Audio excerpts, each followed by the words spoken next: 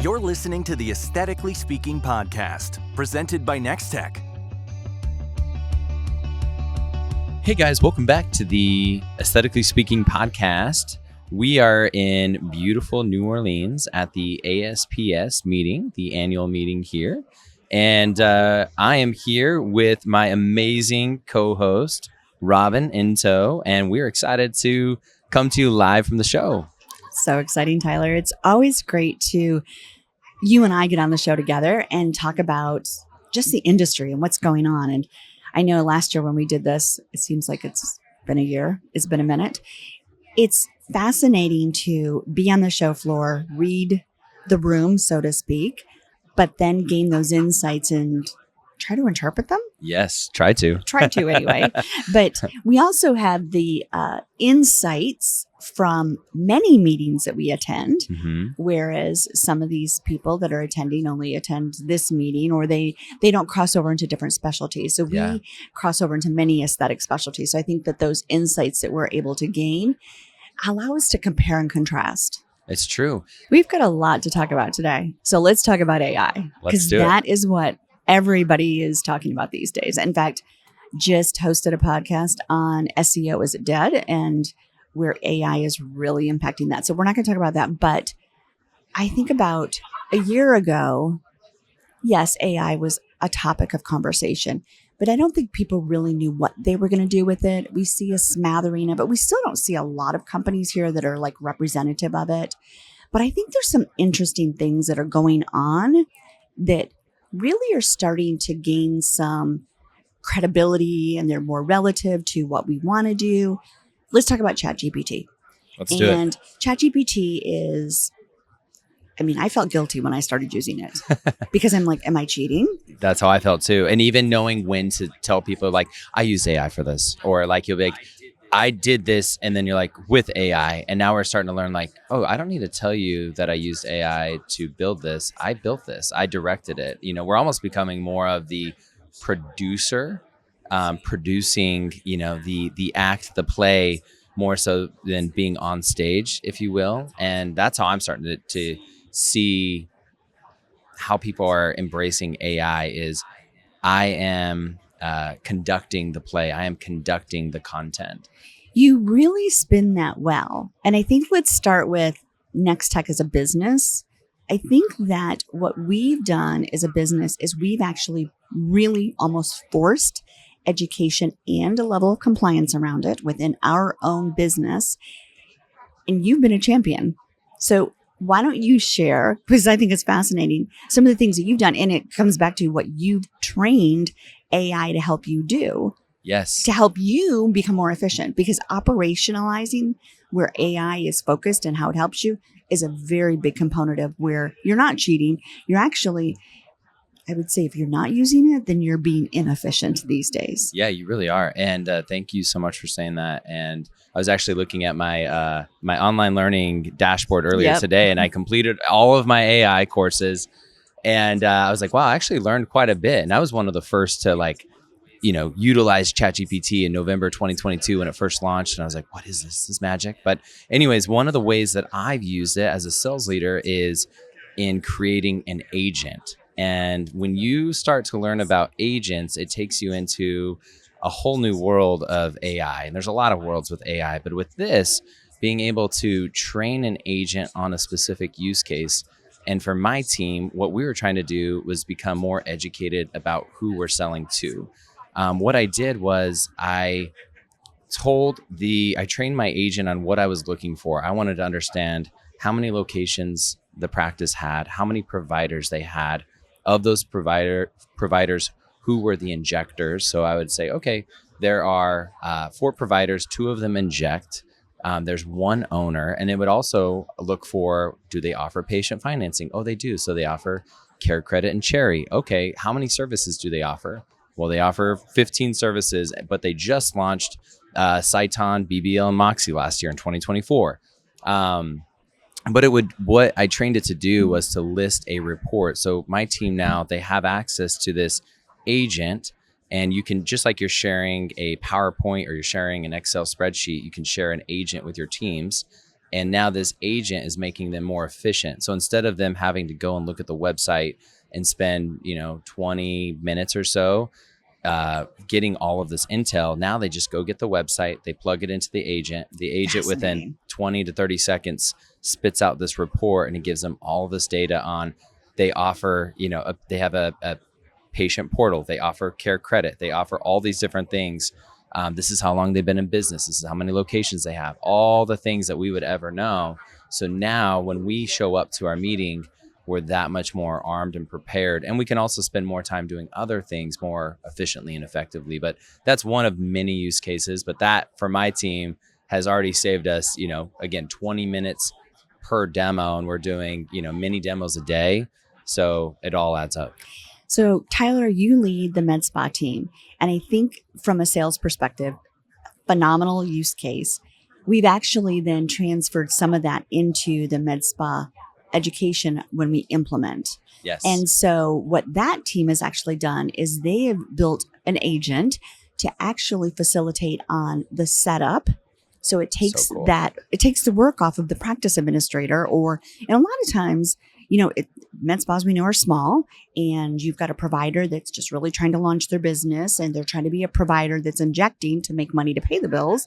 But then they've got all these business decisions to make, and they got to set up their software, and they've got to learn how to use it. And the complexities can be frustrating. So we're looking at different ways to take the burden off of some of that setup that's already information that we can gain access to, maybe on their website, and using that to build out some of the things that they would have normally had to do manually. So the operational side of AI and practices, like we're looking at it at Nextech, is key. And I think practices need to run to this. Yes, I couldn't agree more. So, I was thinking about, what was another major shift?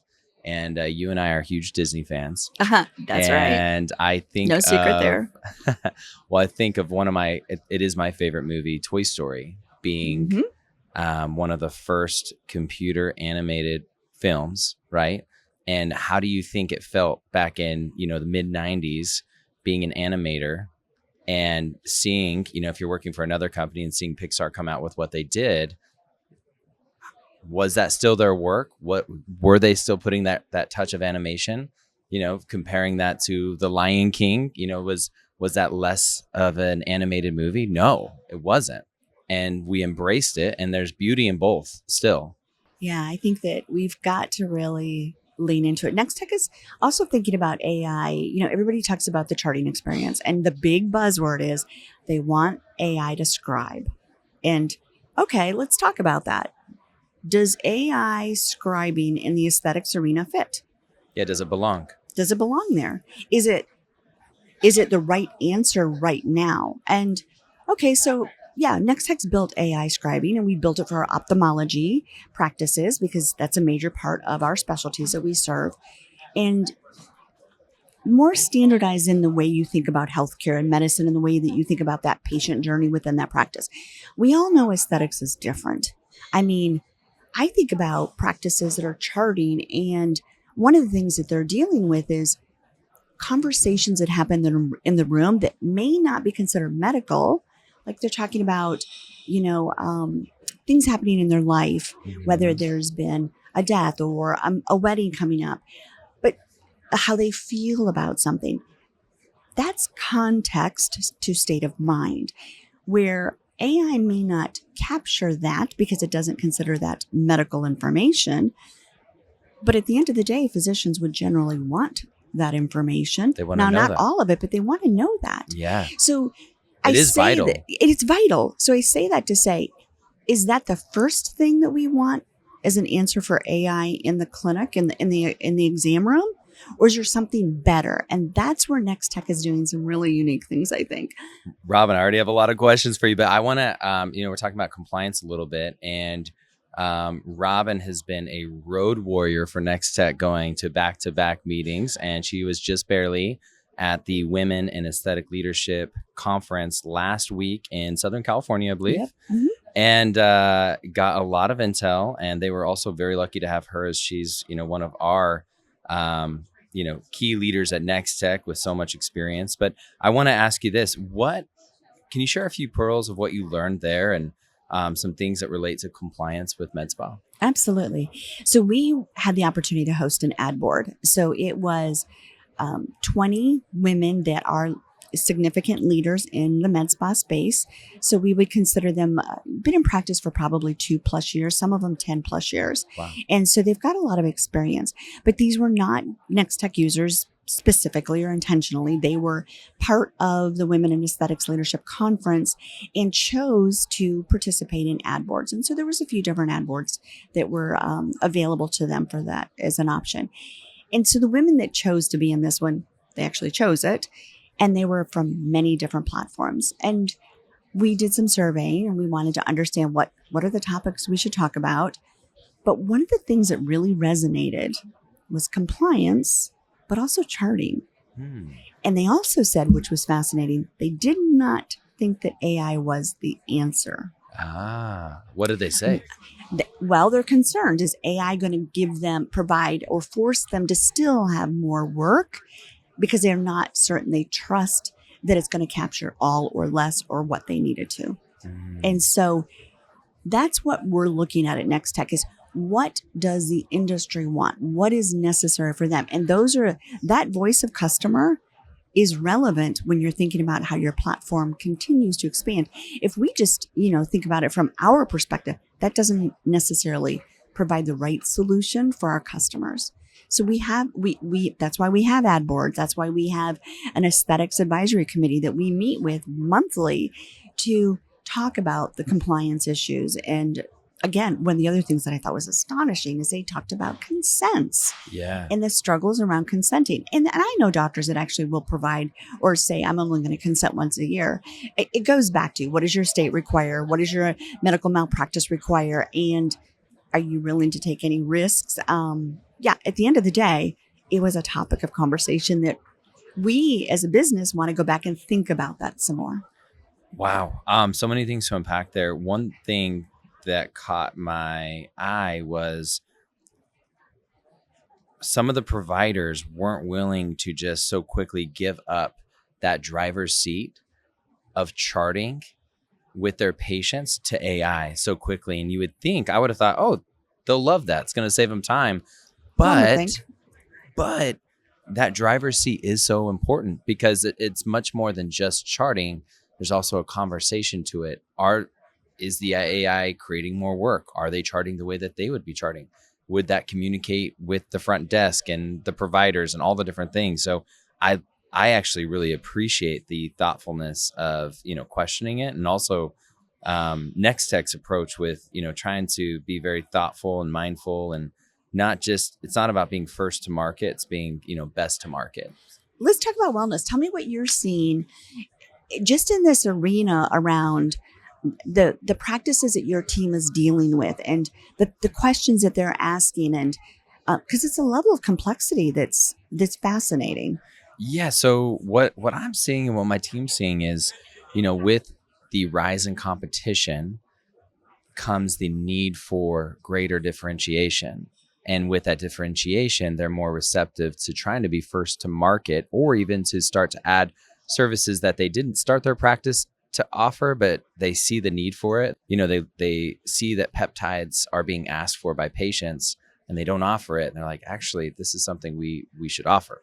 Or GLP-1s, that's something that, they have a handful of patients asking about, and then they start to offer it. So, and that is why I think we're starting to see this cross-pollination between the two, because patients are beginning to, well, one, they want that monthly subscription, right? They want the membership. And they're like, well, I'm not going to pay 2 memberships. I should pay 1 membership. Right. Right. And if I'm paying 1 membership, well, then I would expect the practice that I'm choosing to offer things that I think are table stakes. Right. Right. Well, it's total body if you think about it. Yeah. So take your GLP-1s. They're losing weight. They're feeling better.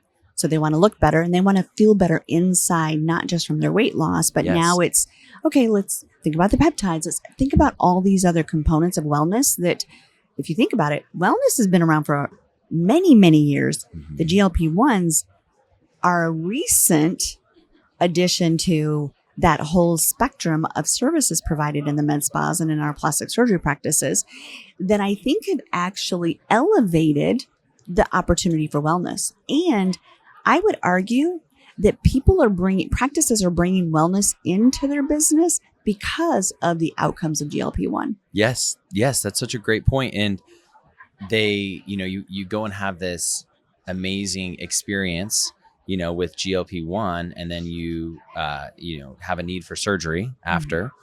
Or there's also, on the flip side, you go and have an amazing result with an amazing surgeon, and you want to come back, but you might not have something to come back for.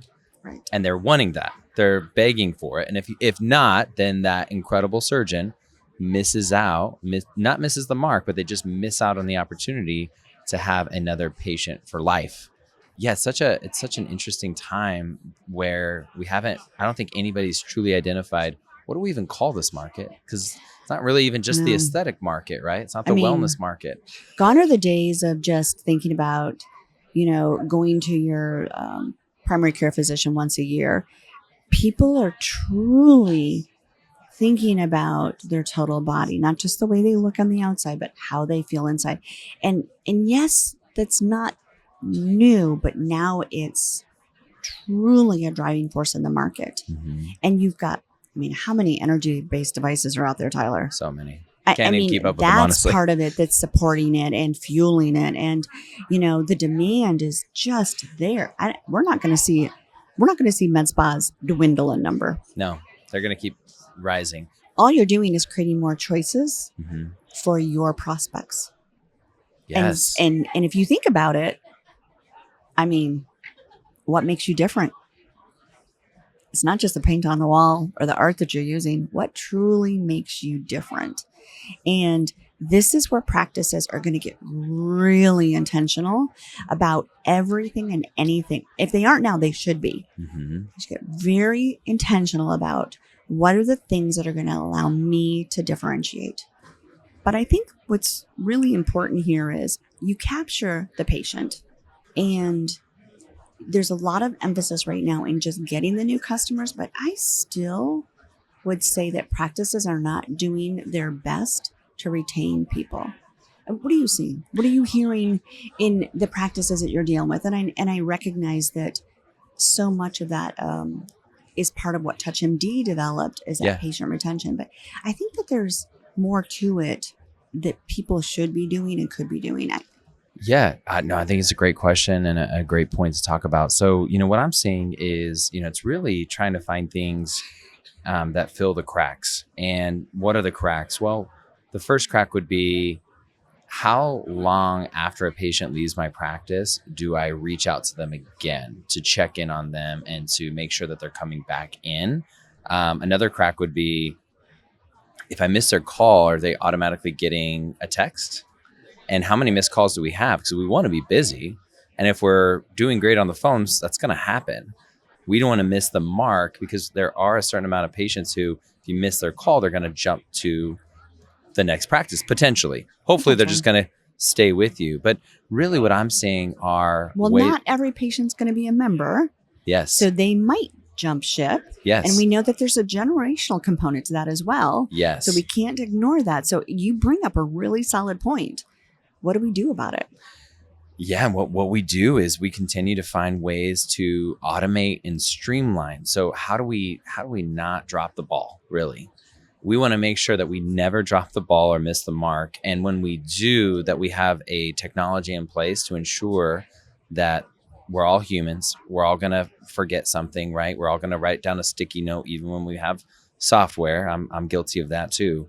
And but if we have our technology stack in place, that technology stack is going to follow up and really ensure that we're buttoned up and laser focused. And with our technology that we've launched here this year with Nextech, again, Nextech was very thoughtful with how we went to market with our CRM, and ensuring that it integrated in ways that other CRMs can't integrate. And there's that middleware, keyword middleware, that allows our CRM to do things that no other CRM can do. And that's very important. If you're listening to this, be sure to ask about that middleware. But It's bidirectional. It's bidirectional. So it's not just going one way. Yes. And you're right. That's a critical component. Critical component, because if you have a CRM and you have an EHR technology or practice management system, you want that bidirectional integration. And once you experience it one time, it's something that you'll never go back on, right? It's the heated seats that you can't live without, right? I am never buying a car again without heated seats. I'll just put that out there. Never. See? That is it's requirement. Yeah. So you live in Las Vegas, you know that you need cooled seats and you don't have black leather seats. But it's really ensuring that we're buttoned up. We're buttoned up with our follow-up, that we're making sure that we have cadences and systems built out so that we're following up accordingly via text, via email. With our technologies at Nextech, we have the app component, so where we can market to the patient via a push notification. We can remind them to review that pre or post-op instruction. But then you mentioned that generational patient. Well, we're going to be able to tailor our outreach based on the generation. That's right? Powerful. And that is what you should be doing. It shouldn't be cookie cutter at all. It should be tailored to the generation with the appropriate tech stack. You bring up a really good point. I think that practices don't focus on the generations, let alone do they practice. They don't even focus on how they manage the patients when they're in office and how they communicate with them. That's one of my hot topics. But you bring up a really good point. Do you retain your patients well? And do you think about your retention based upon generation? Because I would challenge practices to actually measure that, because I guarantee you there's a difference there. 100%. And it's like, okay, your Gen Z patient, they're going to want the patient app. Great. Yeah. Your boomer patient, they probably want to be called or text potentially. It's just different. It's be different. And and if you just have a one size fits all, you're going to miss a mark on a large segment of your patients. But we don't have to complicate it either. And yes. That's why technology is supposed to provide those solutions for you so that you're not overcomplicating it. Yes, it requires some finesse and understanding it, but there's enough out there from an educational proponent to actually help people.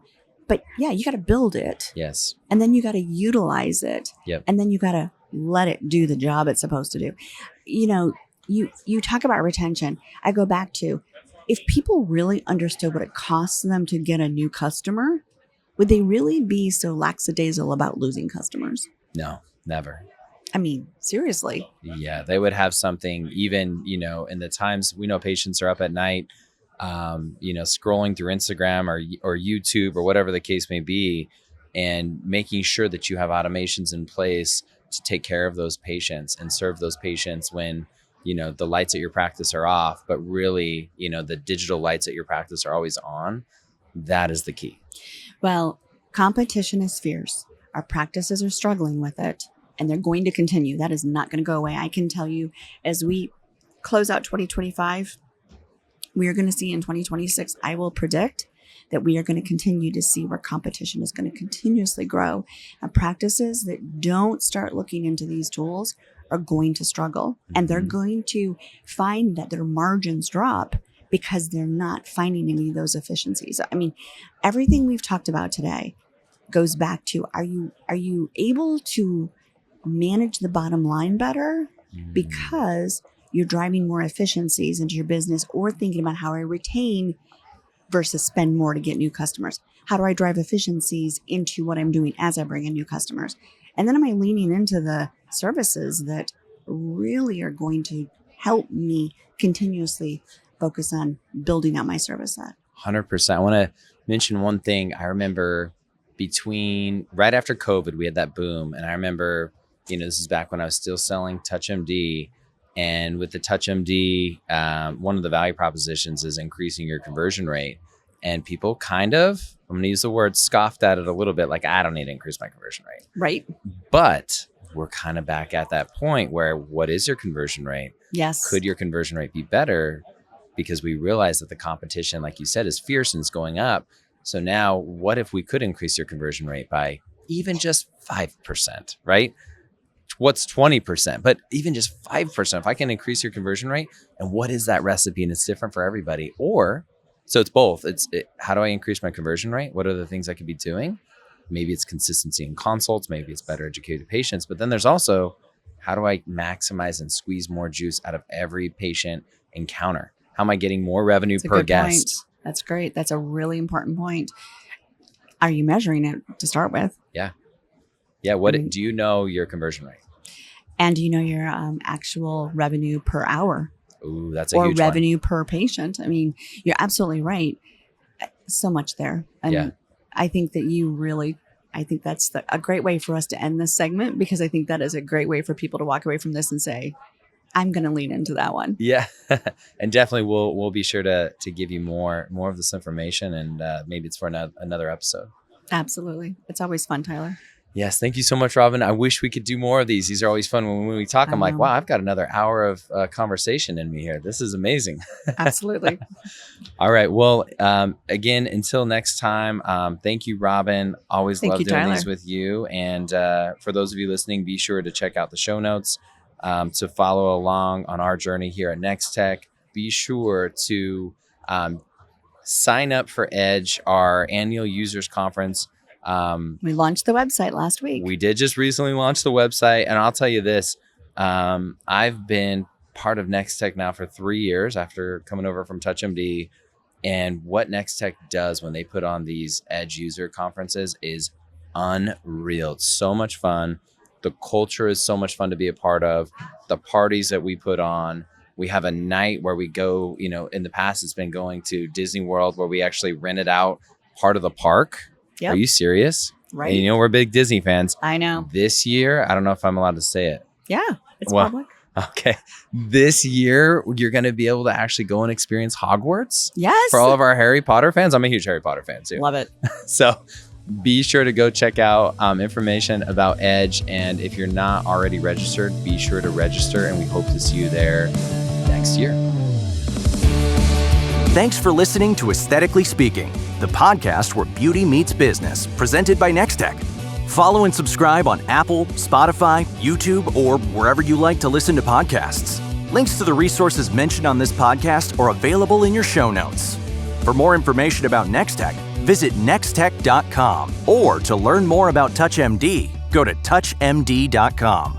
Aesthetically Speaking is a production of The Axis. TheAxis.io.